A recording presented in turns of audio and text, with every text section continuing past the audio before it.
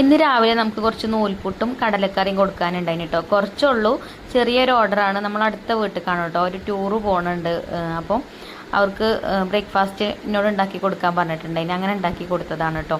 അപ്പം അത്യാവശ്യം നല്ല നേരത്തെ തന്നെ കിച്ചണിൽ വന്നിട്ടുണ്ടായിനും. അപ്പം അതൊക്കെ ഉണ്ടാക്കി കൊടുത്തു. പിന്നെ നമുക്കും അത് തന്നെയാണ് കേട്ടോ ഇന്നത്തെ ബ്രേക്ക്ഫാസ്റ്റ്. അങ്ങനെ അതൊക്കെ കഴിഞ്ഞു. പിന്നെ നേരത്തെ പണികളൊക്കെ തീരുമല്ലോ. പിന്നെ ക്ലീനിങ്ങും കാര്യങ്ങളൊക്കെ കഴിഞ്ഞു. അപ്പോഴത്തേന് ബാബു ബീഫ് കൊണ്ടുവന്നിട്ടുണ്ടായിന്. അപ്പം ഇന്ന് നമുക്ക് ബീഫാണ് കേട്ടോ. ചോറിന് ബീഫും പിന്നെ അതേപോലെ കുറച്ച് പച്ചക്കറി ഉണ്ട്, അത് വെച്ചുകൊണ്ട് ഒരു അവിയലും ഉണ്ടാക്കാമെന്നാണ് വിചാരിക്കുന്നത്. അപ്പോൾ അതിൻ്റെ ഇടയിൽ ചോറിന് വെള്ളം ഞാൻ വെച്ചിട്ടുണ്ടായിന്. അങ്ങനെ അരിയൊക്കെ ഇട്ട് കൊടുത്ത് ചോറ് വെന്ത് ചോറ് ഊറ്റി വെച്ചിട്ടുണ്ട്. ചോറ് വെന്തപ്പോഴത്തേന് ഇതാ നമുക്ക് ബീഫൊക്കെ ഞാൻ കഴുകി വെച്ചിട്ടുണ്ടായിന് കേട്ടോ. പിന്നെ ബീഫ് കറിയല്ല, ബീഫ് വറ്റിച്ചുണ്ടാക്കുക കേട്ടോ ചെയ്യുന്നത്. അപ്പോൾ അതിലേക്കുള്ള സവാളയും തക്കാളിയും ഇഞ്ചി വെളുത്തുള്ളിയൊക്കെ റെഡിയാക്കി വെച്ചിട്ടുണ്ടായിന്. പിന്നെ വേഗത ഒരു മൺചട്ടി വെച്ച് അതിലേക്ക് വെളിച്ചെണ്ണ ഒഴിച്ചു കൊടുത്തു. പിന്നെ കുറച്ച് ഉലുവയും കുറച്ച് വലിയ ജീരകവും ഇട്ടിട്ട് ഒന്ന് മൂപ്പിച്ചെടുത്തതിന് ശേഷം കുറച്ച് ചെറിയ ഉള്ളി തൊലി കളഞ്ഞ് കഴുകി വെച്ചിട്ടുണ്ടായിരുന്നു, അത് ചേർത്ത് കൊടുത്തു കേട്ടോ. പിന്നെ കറിവേപ്പിൻ്റെ ഇല ഇട്ട് കൊടുത്തു. അതുപോലെ തന്നെ 2 സവാള കട്ട് ചെയ്തത് ഇട്ടിട്ട് ഒന്ന് വഴറ്റിയെടുക്കുകയാണ്.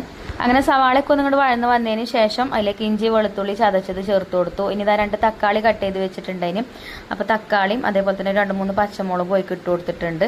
അതും ഒന്ന് വാടി വന്നതിന് ശേഷം മസാലപ്പൊടികൾ ചേർക്കാം കേട്ടോ. അപ്പോൾ മുളക് പൊടിയും സാധാ മുളക് പൊടിയും അതേപോലെ കാശ്മീരി മുളക് പൊടി, മല്ലിപ്പൊടി, ജീരകം പൊടിച്ചതും, ഗരം മസാല, കുരുമുളക് പൊടി, അങ്ങനെ 3 പൊടികളാട്ടോ ചേർത്ത് കൊടുത്തിട്ടുള്ളത്. അങ്ങനെ പൊടികൾ പച്ചമണക്ക് മാറി വന്നതിന് ശേഷം കഴുകി വൃത്തിയാക്കി വെച്ച ബീഫ് ഓയിലിട്ടിട്ട് നല്ലോണം മിക്സ് ചെയ്തെടുത്തു. പിന്നെ കുറച്ച് ചൂടുള്ള വെള്ളം ഒഴിച്ചു കൊടുത്ത് അടച്ചു വെച്ചിട്ട് അങ്ങനെ വേവിച്ചെടുക്കുകയാണ് കേട്ടോ. അപ്പോൾ നല്ലോണം ഒന്ന് തിളച്ചപ്പോൾ ഞാനൊന്ന് ഇളക്കി കൊടുത്തിട്ടുണ്ട്. അങ്ങനെ അടച്ചു വെച്ചിട്ടുണ്ട്. അപ്പോൾ അതവിടെ കടന്നിട്ട് വേവട്ടെ. ഇനി നമുക്ക് അവിയൽ ഉണ്ടാക്കട്ടോ. അപ്പോൾ അവിയലിനുള്ള വെജിറ്റബിൾസ് ഒക്കെ ഇതാ ഞാൻ കട്ട് ചെയ്ത് വെച്ചിട്ടുണ്ടായിരുന്നു. അപ്പോൾ അത് ഒരു പാത്രത്തേക്ക് ഇട്ട് കൊടുത്തു. പിന്നെ അതിലേക്ക് ഉപ്പും മഞ്ഞൾപ്പൊടിയും കുറച്ച് ഒരു 1/2 ഗ്ലാസ് വെള്ളം ഒഴിച്ചാണ്ട് അങ്ങനെ അടച്ചു വെച്ചിട്ട് വേവിച്ചെടുക്കുകയാണ് കേട്ടോ. ഇടയ്ക്കൊന്ന് ഇളക്കി ഇട്ട് കൊടുക്കുക. അപ്പോൾ ഞാൻ ഹൈ ഫ്ലെയിമിൽ തന്നെയാണ് വെച്ചിട്ടുണ്ടായിരുന്നത്. പിന്നെ മീഡിയം ഫ്ലെയിമിൽ ഇട്ട് കൊടുത്തു. അപ്പോൾ അധികം വേവുള്ള വെജിറ്റബിൾസ് ഒന്നും ഇല്ല കേട്ടോ. പിന്നെ അങ്ങനെ വെന്ത് കുഴഞ്ഞു പോയാൽ അവിയൽ ഒരു ടേസ്റ്റും ഉണ്ടാവില്ല. അപ്പം ഒരു പാകത്തെ വേവിന് കിട്ടണം. പിന്നെ ഞാൻ തുറന്നിട്ട് അതിലേക്ക് തേങ്ങയും അതേപോലെ പച്ചമുളകും നല്ല ജീരകവും ഒക്കെ ചതച്ചിട്ട് ഇട്ട് കൊടുത്തിട്ടുണ്ടായിന്. പിന്നെ ഒന്നും കൂടെ ആവി കയറ്റിയെടുത്തു. ഇപ്പോൾ നമ്മളെ അവിയൽ ഇവിടെ ആയി തുടങ്ങിയിട്ടുണ്ട് കേട്ടോ. പിന്നെ ഇതിലേക്ക് നമ്മൾ സാധാരണ ചേർക്കണ പോലെ തന്നെ തൈര് ചേർത്ത് കൊടുത്തു. എന്നിട്ട് മിക്സ് ചെയ്തെടുത്തതിന് ശേഷം കുറച്ച് പച്ച വെളിച്ചെണ്ണ ഒഴിച്ചു കൊടുത്തു. അങ്ങനെ അവിയൽ സെറ്റായിട്ടോ. അപ്പോൾ ചോറ് കഴിക്കാനായിട്ടുണ്ടായിരുന്നു സമയം. പിന്നെ ബീഫ് ശരിക്കും വെന്തില്ല. അപ്പോൾ ഞാൻ കുറച്ച് ബീഫ് ചെറിയ കുക്കറിൽ ഇട്ടുകൊണ്ട് അങ്ങനെ വേവിച്ചെടുത്തു.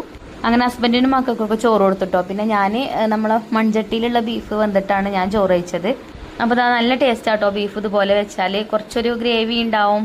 അപ്പോൾ അതൊക്കെ കൂട്ടിയിട്ട് കുഴച്ചിട്ട് കഴിക്കുമ്പോൾ നല്ല ടേസ്റ്റാണ്. എന്നാൽ കറിയല്ല, കുറുകിയ രീതിയിൽ കേട്ടോ. അപ്പോൾ ചോറും വിളമ്പി നമ്മൾ ബീഫ് കറിയും അവിയലും പപ്പടമൊക്കെ കൂട്ടി കുഴച്ച് കഴിച്ചു.